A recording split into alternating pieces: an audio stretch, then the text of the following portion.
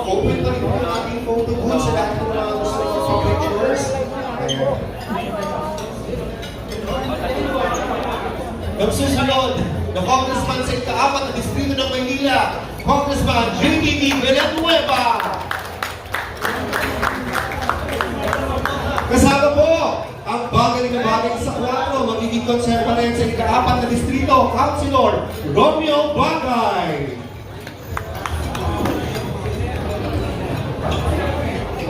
Ng Maynila, Congressman Carlo Lopez.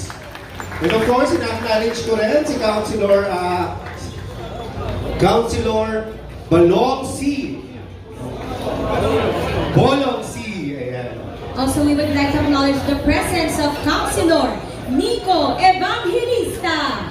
And of course, Councilor Edward Tan. We would like to acknowledge the presence of Councilor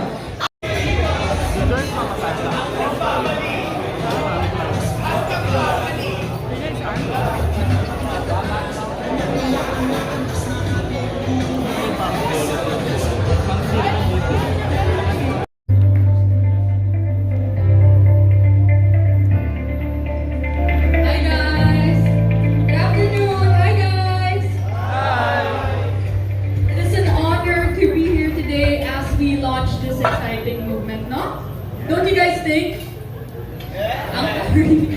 Wala ba? Kumain na ba kayo? Kumain na kayo eh. Nakailang round pa nga eh. Guys! Come on, let's be more energetic naman and more enthusiastic. Masaya tong araw na to. Aren't you guys excited to launch Action Youth Manila?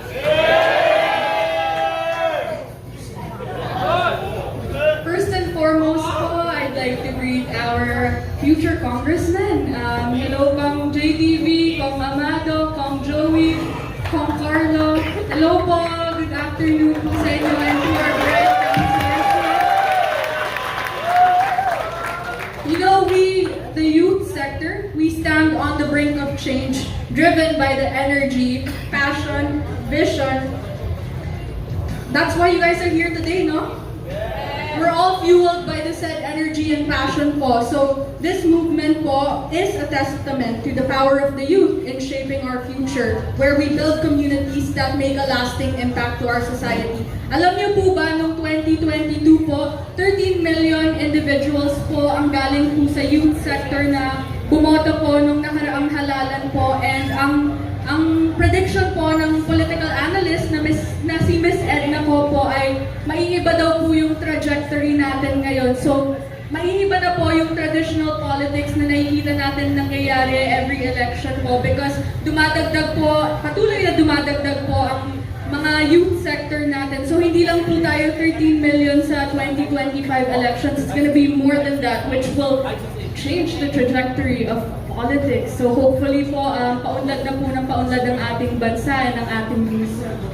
So today we are not just launching a movement, we are creating a space where your voices matter, where your ideas take flight, and where your leadership can inspire action. Together we are building a future that is more inclusive, more just, and more sustainable. So, di ko na po pahahabain. With that, I'd like to thank you all for being here and for believing in this cause. Manila, God first. Maraming salamat. Yes, very well said. Maraming salamat po, Councilor Yanyan Iban. Grabe talaga pag siya'y nagsasalita, partner, talaga na lahat tumatahimik at talagang pinakikinggan ang bawat mensahe ibinibigay ng ating counselor. Ayan. And of course, dire-diretso pa rin po tayo sa ating programa. Pero bago natin tawagin ang susunod na magsasalita, tawagin muna natin kung nandyan at buhay pa ang ating mga youth. Yes, kailangan natin marinig ang kanilang tinig. Kasi parang ang hina ng energy ng kabataan ngayon. Tingnan nga natin, nasa ng Distrito 1! Ayun, hindi naman pala. Magpapatalo ba ang Distrito 2? Ayun. Asa naman po ang Distrito 3? Talagang ano, may late sounder. Mukhang hindi mo nakakakain yung mga taga District 3. Asan ang mga taga 3? Okay. Ayun, nasa naman ang Distrito 4. Ayun. Mukhang may mga hangover pa yung mga taga District 4. Asan naman po ang ikalimang distrito ng Maynila? Yes, Ayan. syempre, at ang aking distrito. Nasaan ang distrito? Sa East! Yes! Syempre, partner, kasama rin naman natin ang MYDC! Ayan. So, dire-diretso pa rin tayo. So, ngayon naman ay dumako na tayo sa susunod na parte ng programa. Tinatawagan natin ang ating Action Youth Manila Executive Director, John Daniel Leno, para magbigay ng kaalaman kung ano nga ba ang Action Youth at ang layunin nito. Muli, palakpakan natin, Executive Director ng Action Youth Manila, John Daniel Leno.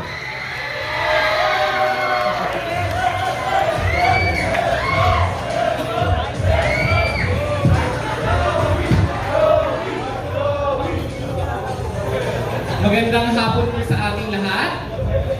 Malugod ko pong ipinapakilala sa inyo ang ating organisasyon, ang Action Youth Manila. Tayo ay naninindigan sa adhikaing maging kaagapay ng kabataan sa lahat ng aspeto ng kanilang mga buhay.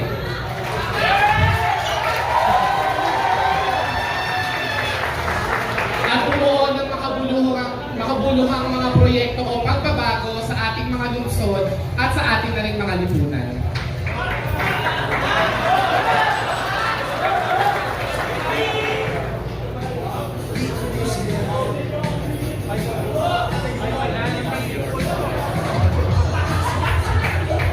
Wait lang natin yung slide. Okay. Before anything else, ang Action Youth Manila po ay itinaguyod natin mula sa kabataan, para sa kabataan, at kami po ay naniniwala na higit sa pangako at mga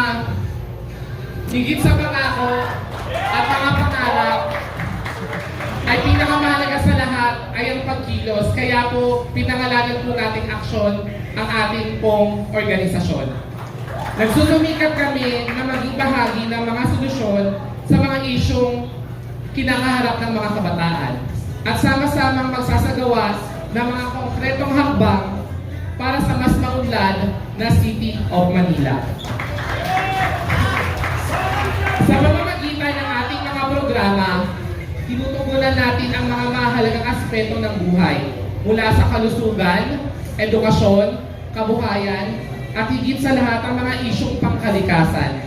Isa sa ating pinakamalakas na paniniwala ay kapag ang kabataan ay ang kumilos, maniwala kayo, mas nakikita natin ang tunay na pagbabago.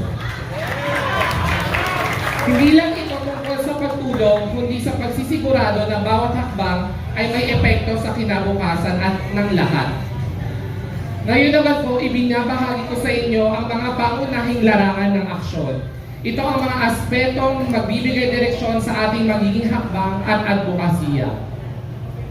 Magsisimula po tayo sa aksyon sa kalusugan. Sa ilalim naman ito, sinusuportahan namin ang mga kabataang may pangarap na mga kabataan na hindi nakakatanggap ng sapat na serbisyo pagdating sa kanilang kalusugan. Nakatuon kami sa pagbibigay ng access sa tamang impormasyon, programa, lalo na sa mental health. Pangalawa naman po ay dumako tayo sa aksyon sa edukasyon.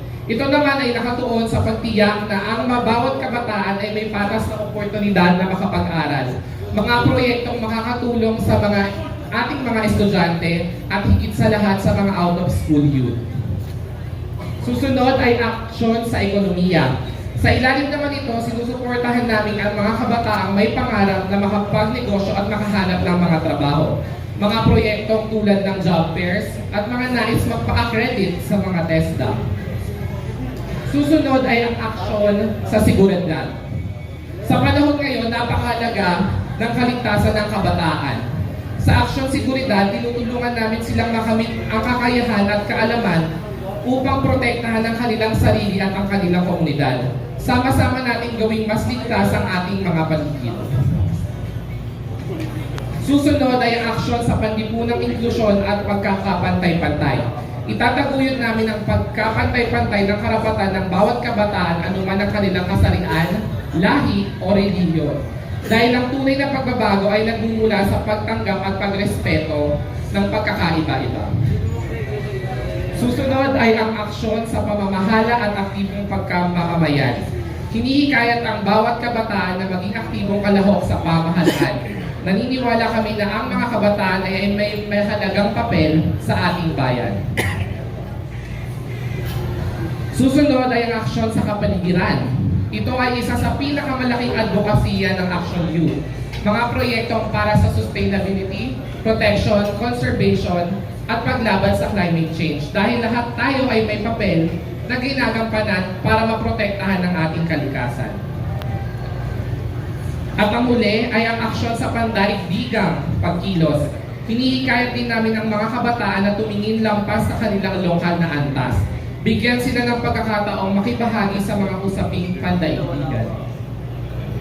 Ayan po, kung mapapansin niyo po, nandyan po ang Action Youth na pagbaba po ng mga proyekto. Magsisimula po ito sa citywide, pababa sa district-wide, papunta po sa zone, sa barangay, and to the smallest communities of the youth. So magsisimula po kami after pong malaunch itong Action Youth Manila sa mga distrito ng bawat ng Manila. At uli, inklusibo at bukas po para sa lahat na ang gustong maging miyembro ng Action Youth Manila. Kaya hinihikayat po namin lahat ng kabataan, mga SK, na imbitihan niyo rin po ang inyong mga SK Council at mga kabataan sa inyong barangay na makilahok sa Action Youth Manila. Ngayon, action na, maging kaagapay ang kabataan. Manila, God first. Thank you so much. Maraming salamat, John Gayanayno. Naiiyak